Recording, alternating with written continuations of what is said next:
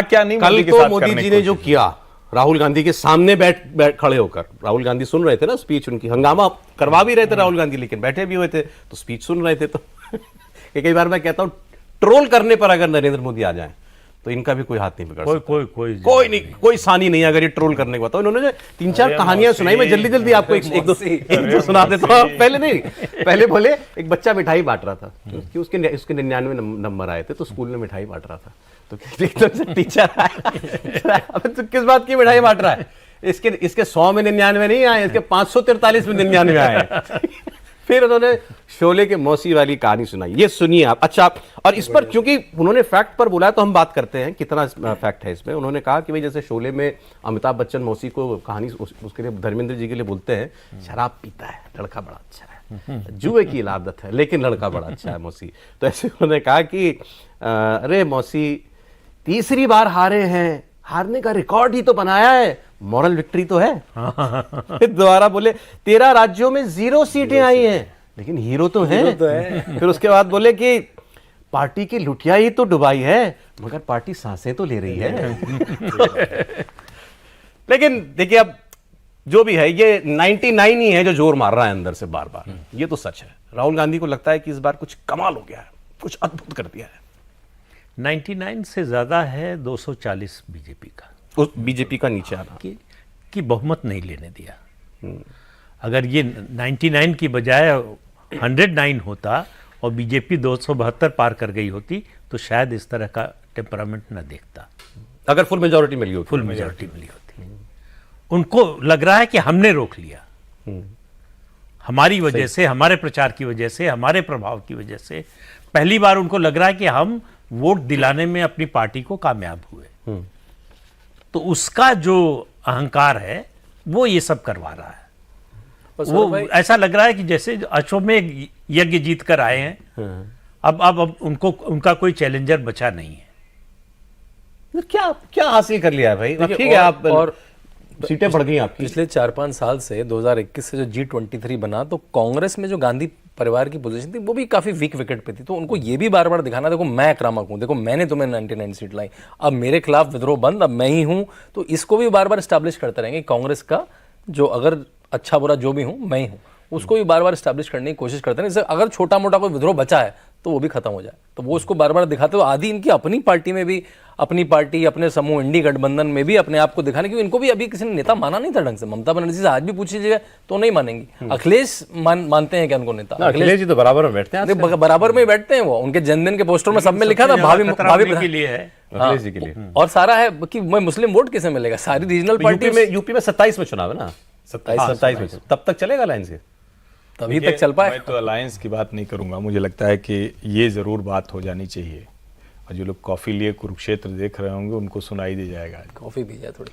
प्रधानमंत्री नरेंद्र मोदी ने आज वो इस्टेब्लिश कर दिया है जो हर ड्राइंग रूम में बात हो रही होगी, 1/3 सरकार की नई परिभाषा। हाँ, ये सुनिए भाई, जबरदस्त है ये। बार बार कहा जाता था 1/3 सरकार, 1/3 सरकार। क्यों कहा जाता था? क्योंकि 240 रह गए, नायडू जी हैं और नीतीश जी हैं, 2 लोग बड़े पार्टनर, तो 3 लोग, वैसे तो बहुत लोग, तो वो कहते थे 1/3 सरकार, बार बार कहते थे कि ये दोनों वैसा, कि खूब मीम वगैरह, कार्टून वगैरह। अच्छा, कांग्रेस में आजकल कार्टूनिस्ट को काम खूब मिला हुआ है, मतलब मैं किसी व्यक्ति की बात नहीं कर रहा हूँ, कार्टूनिस्टों को काम मिला हुआ है। ये क्या कहना चाह रहे हैं? अरे आप लोग गलत समझ रहे हैं। नहीं, कार्टूनिस्टों को काम मिला हुआ है, आप लोग डोंट टेक इट अदरवाइज। वो 1/3 की परिभाषा आज बदल दी प्रधानमंत्री।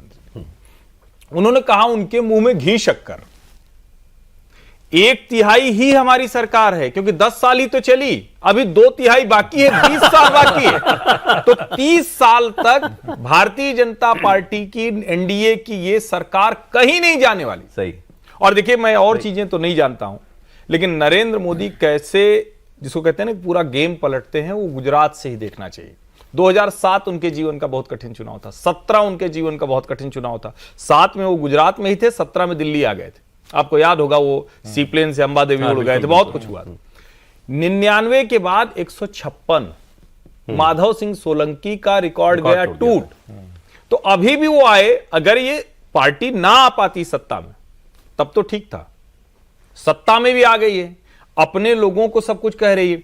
और जो उनका कहते हैं ना कि कार्यक्रम जो है वो तो जारी रहेगा, वो तो मुझे लगता है कि अब और जारी रहेगा, क्योंकि जिस तरह से उन्होंने कहा कांग्रेस इकोसिस्टम को अब ये ध्यान में रहना चाहिए, उनको चेता रहा हूं, जैसे करेंगे उसका जवाब उसी तरह से मिलेगा। नहीं, उन्हीं की भाषा उन्हीं की में भाषा। जवाब दिया जाएगा। ये जो 10 साल से भारतीय जनता पार्टी का समर्थक सुनना चाहता था, प्रधानमंत्री वो बोले। वो अपनी कॉन्स्टिट्यूंसी को भी एड्रेस कर रहे थे कि ये मत समझना कि मैं कमजोर हो गया हूं 240 आने से, या मैं अपने रास्ते से अलग किसी रास्ते पर जाऊंगा। अब इस रास्ते पर मैं और तेजी से चलूंगा। नहीं, जैसे मतलब क्या?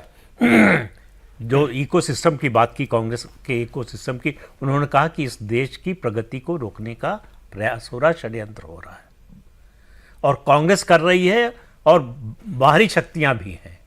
दूसरी बात उन्होंने जो कही देश की सुरक्षा को लेकर, उन्होंने कहा कि अगर सेनाओं के आधुनिकीकरण को रोकने की, युवाओं के को सेना में जाने से रोकने की कोशिश हो रही है, तो किसकी मदद के लिए हो रही है?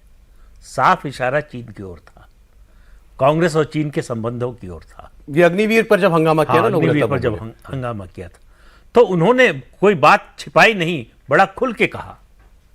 और आपको याद होगा एक टीवी चैनल के इंटरव्यू में चुनाव के दौरान एक सवाल पूछा गया था कि आपसे तो सब कठिन सवाल पूछ लिए, बोले आप ये भी इकोसिस्टम के दबाव में पूछ रहे हैं, और इस इकोसिस्टम को आप नहीं ठीक कर पाएंगे, मैं ही ठीक करूंगा। उसी का एक्सटेंशन था उन्होंने जो संसद में कहा। नहीं, आपने लेकिन जो गुजरात वाली कहानी भी बताई हमको कि 99 से फिर अगले चुनाव में 156 हो गया था, तो आप क्या कह रहे हैं इस बार 240 का फिर 2029 में कुछ हो जाएगा? नहीं, देखिए, जो काम करने का तरीका है भारतीय जनता पार्टी का, और जब 99 गए थे तो एक बड़ी कमाल की चीज थी जिसको देश के लोगों को सुनना जानना चाहिए। शहरी सीटों पर भारतीय जनता पार्टी विधानसभा में 1-1 लाख मतों के अंतर से जीती थी, ग्रामीण सीटों में बहुत कम अंतर से हार गई थी। यहां अगर आप ध्यान से देखें तो भारतीय जनता पार्टी का वोट 2019 से 24 में बढ़ा, लेकिन चूंकि सब एक साथ आ गए, एक तरह का नैरेटिव बना, ये स्थिति बनी। कुछ सीटों पर कम से हारे, वो एक अलग तरह की बात है, लेकिन क्या इस नैरेटिव को विपक्ष 5 साल सस्टेन कर पाएगा? वो तो अभी तो लहरा तो रहे हैं, वो अभी तक हाँ, लहरा रहे हैं, संविधान, लेकिन 19 के बाद उनको लग रहा है यही हमारा ब्रह्मास्त्र। 24 में भी नहीं, चुनाव उसका हुआ। जवाब अनुराग ठाकुर ने बहुत अच्छा दिया। उन्होंने कहा वो लहराते रहते हो, बताओ उसमें कितने पेज हैं। तो कभी खोल के पढ़ भी लिया करो। खाली लहराने के लिए नहीं है, वो जीने के लिए है संविधान।